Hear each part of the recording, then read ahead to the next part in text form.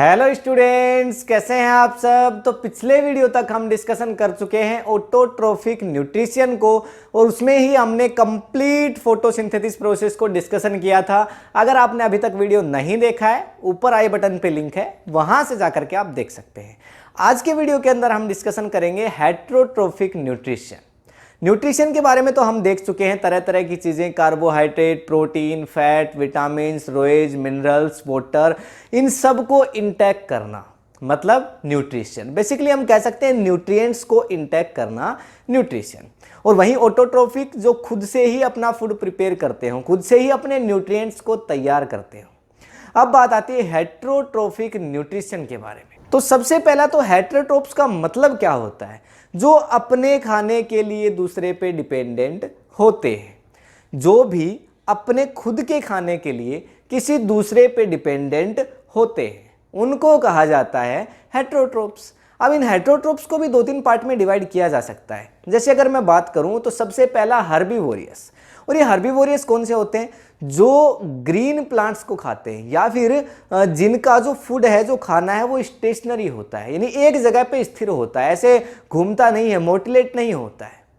तो एक ही जगह पे खाना उन्हें मिल जाता है। अभी गाय घास खाएगी तो क्या होगा? जा करके गाय घास तो कहीं पे उगी हुई होगी, उसको खा लेगी, सिंपल। वहीं पे तो ऐसे हर्बीवोरियस होते हैं, सारे ग्रीन प्लांट्स हैं, वो उनको जाकर के कोई खाएगा तो वो वहीं पे मिलेंगे। अब ऐसा तो है नहीं कि प्लांट चल के आएगा गाय के पास कि लो जी खाओ, ऐसा तो होगा नहीं।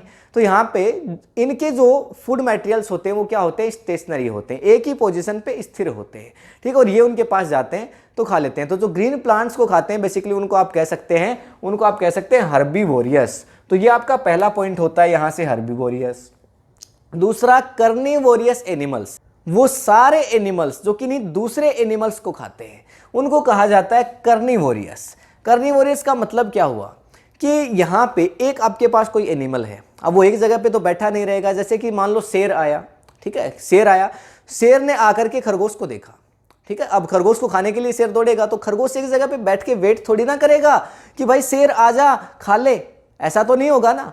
तो खरगोश भाग जाएगा। तो मतलब इनका जो फूड है वो स्टेशनरी नहीं होता है, एक पोजीशन पे स्थिर नहीं होता है, मोटिलेट करता रहता है, मोटाइल होता है आप कह सकते हैं, यानी एक जगह से दूसरी जगह दौड़ता रहता है, मूव करता रहता है। तो एक एनिमल दूसरे एनिमल को जब खाता है तो उसको हम कहते हैं कर्निवोरियस। और बहुत सारे इसके एग्जाम्पल हमारे पास हैं। तीसरा यहाँ पे ओमनिवोरियस एनिमल्स, यानी जो हर्ब्स को भी खा लेते हैं, यानी जो स्टेशनरी सामान होता है, जैसे कि घास है, घास फूस जितने सारे हो गए, प्लांट्स हो गए, उनको भी खा लेते हैं। और साथ ही ओमनिवोरियस क्या करते हैं? हेटेरोट्रोप्स यानी एनिमल्स, उनको भी खाते हैं। यानी ये हर्बीवोरियस की तरह से भी कैरेक्टरिस्टिक को शो करते हैं और कर्निवोरियस की तरह से भी कैरेक्टरिस्टिक्स को शो करते हैं। मतलब दोनों तरह का काम ये कर लेते हैं, तो इसलिए इसको बोला जाता है ओमनिवोरियस, ठीक है। तो ओमनिवोरियस हो गए। अब हम कर्निवोरियस को 3 पार्ट्स के अंदर डिवाइड कर देते हैं। तो यहाँ पे देखिए, हमने कर्निवोरियस को सेप्रोट्रोप्स या सेप्रोट्रोफिक कह सकते हैं, होलोजोइक और पैरासाइटिक, 3 पार्ट के अंदर डिवाइड कर दिया है। अब इसका मतलब समझना आप, हमने ये देखा है कि जो हेटेरोट्रोप्स कौन? जो अपने फूड के लिए किसी दूसरे पे डिपेंड करते हो। साथ ही कर्निवोरियस कौन? जो अपने फूड के लिए दूसरे किसी एनिमल पे डिपेंड करते हो। लेकिन कर्निवोरियस का तो मतलब क्या हुआ कि वो जाएगा और एनिमल को खा जाएगा। भाई शेर आएगा, खरगोश को सीधा खा जाएगा, निगल जाएगा।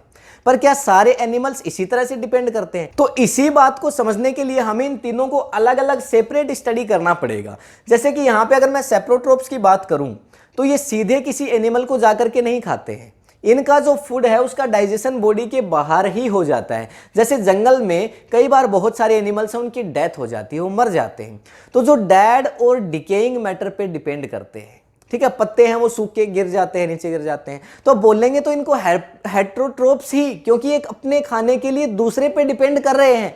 लेकिन इनको साथ ही हम क्या बोलेंगे? सेप्रोट्रोप्स भी कहेंगे, क्योंकि ये किस तरह से डिपेंड कर रहे हैं? एनिमल पे डिपेंडेंट तो है, पर वो जो एनिमल बाहर मर गया है उस पे ये डिपेंड कर रहे हैं। तो हम ये कह सकते हैं कि ये जो सेप्रोट्रोप्स हैं, इनका एक एग्जांपल है जैसे फंगी।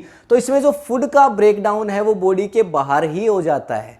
हम लोग क्या करेंगे, पहले खाना खाएंगे, डाइजेस्टिव सिस्टम में जाएगा, पढ़ने वाले हैं उसको भी आगे, तो डाइजेस्टिव सिस्टम में जाएगा, फिर उसका डाइजेशन होगा, अंदर जाकर के डिकम्पोज हुआ ना खाना। पर इनका तो क्या हो रहा है, बाहर ही तैयार हो रहा है, इनको तो केवल क्या करना है, खाना है। तो फंगी इस तरह के खाने को खाते हैं, यानी ये सेप्रोट्रोप्स होते हैं, और इस मोड को आप सेप्रोट्रोफिक न्यूट्रिशन भी कह सकते हैं। वहीं पे अगर मैं बात करूं सेकंड, यहां पे देखिए होलोजोइक, यहां पे आप एग्जांपल देख रहे होंगे ह्यूमंस, जो कि एनिमल्स को सीधा ही खा जाते हैं। भाई शेर आएगा खरगोश को सीधा खा जाएगा, शेर आएगा हिरण को सीधा खा जाएगा, मगरमच्छ आएगा स्नेक को सीधा निगल जाएगा। तो इस तरह से ह्यूमंस हैं वो भी क्या करते हैं, प्लांट्स ग्रेन्स इतने सब होते हैं उनको डायरेक्टली सीधा ही खा जाते हैं, ठीक है। और एनिमल्स हैं उनको भी यहाँ पे पका करके सीधा खा ही लेते हैं। मतलब इनकी बॉडी के इनसाइड क्या होता है, डाइजेशन होता है।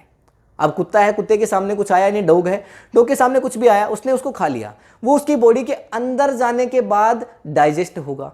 तो ये दूसरा टाइप हो गया। मतलब इसने तो देखो सीधा नहीं खाया था, इसके तो डाइजेशन पहले से बाहर हो गया, उसके बाद इसने खाया है। पर होलोजोइक के अंदर क्या होता है, बॉडी के अंदर जाने के बाद डाइजेशन होता है। यहाँ पे आप लोयन लिख सकते हैं, ह्यूमंस लिख सकते हैं, ऐसे बहुत सारे एग्जाम्पल भरे पड़े हैं होलोजोइक के, जिनको आप देखते होंगे रेगुलर लाइफ में। तीसरा यहाँ पे हम बात करते हैं पैरासाइटिक की। तो यहाँ पे सेप्रोट्रोप्स और होलोजोइक दोनों ही केस में जो एनिमल है उसकी डेथ होनी तय है।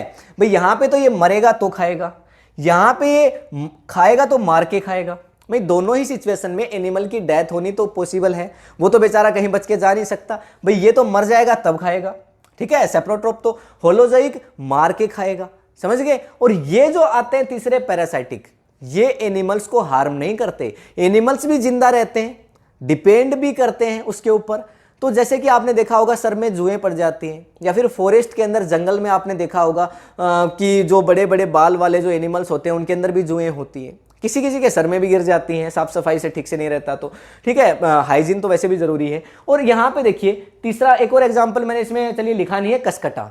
कसकटा और होता है, आपने देखा होगा जो कसकटा है, अमरबेल जिसको आप बोलते हैं, दूसरे प्लांट पे रैप हो जाती है, लिपट जाती है, उस पर डिपेंड तो वो कर ही रही है ना, तो हेटेरोट्रोप की कैटेगरी में तो आएगी। भाई हमने पहला देखा था ऑटोट्रोपिक, जो अपना खुद खाना बनाते हैं, ऑटोट्रोफिक न्यूट्रिशन हो गया।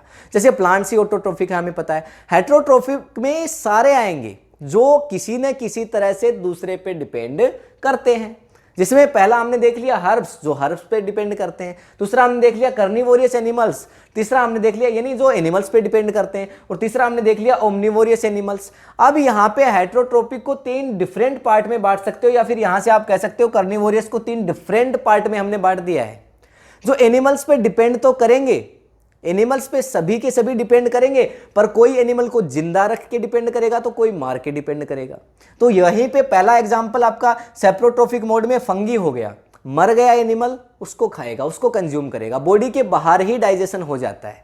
वहां पे होलोजोइक हो गया, जैसे ह्यूमंस है, लोइन है, पहले उसको मारेगा फिर खाएगा, मतलब डाइजेशन बॉडी के अंदर जाकर के होगा। और तीसरा केस बड़ा इंटरेस्टिंग, पैरासाइटिक, जैसे कि कसकटा, अमरबेल, या फिर आप कह सकते हैं कि ये बहुत सारे एग्जांपल, जैसे लिचेन है, लाइस हैं, टैपवॉर्म्स हैं, यानी नल के अंदर जो कीड़े वगैरह होते हैं, ये सब ये मारते नहीं हैं, डायरेक्टली डिपेंड करते हैं, उन्हीं के ऊपर रहते हैं, एक होस्ट की तरह से आप कह सकते हैं, उनके ऊपर होस्ट की तरह से रहने लग जाते हैं, उसको अपना घर बना लेते हैं। और वहीं पे भाई जुए किसी के बालों में आ गए तो उसके बालों को क्या बना लेंगे, ठीक है, उसको घर बना लेंगे और वहीं पे रहेंगे और वहीं से न्यूट्रिशन को प्राप्त करेंगे। तो ये सिंपल सा आपका था हेटेरोट्रोफिक न्यूट्रिशन मोड, जिसके अंदर हमने समझ लिया है हर्बीवोरियस क्या है, कार्निवोरियस क्या है, ओमनिवोरियस क्या है, सेप्रोट्रोफिक मोड क्या हो गया, होलोजोइक मोड क्या हो गया, पैरासाइटिक मोड क्या हो गया। अब इससे नेक्स्ट वीडियो के अंदर हम इसके आगे का जो टॉपिक है, यानी डाइजेशन इन अमीबा, अमीबा के अंदर डाइजेशन कैसे होता है, ये हम डिस्कशन करेंगे। वहीं पे प्लाज्मोडियम की बात भी उसी के अंदर करेंगे, ठीक है। तो अगर ये वीडियो आपको इन्फॉर्मेटिव लगा है तो इसे अपने फ्रेंड्स के साथ शेयर करिए। अगर ये वीडियो आपको पसंद आया तो इसको लाइक करिए, नहीं पसंद आया तो डिसलाइक कर दीजिए। और अगर अभी तक आपने इस चैनल को सब्सक्राइब नहीं किया है तो प्लीज इसको सब्सक्राइब कर लीजिए। बाकी मिलेंगे नेक्स्ट वीडियो में, तब तक के लिए thank you, have a nice day.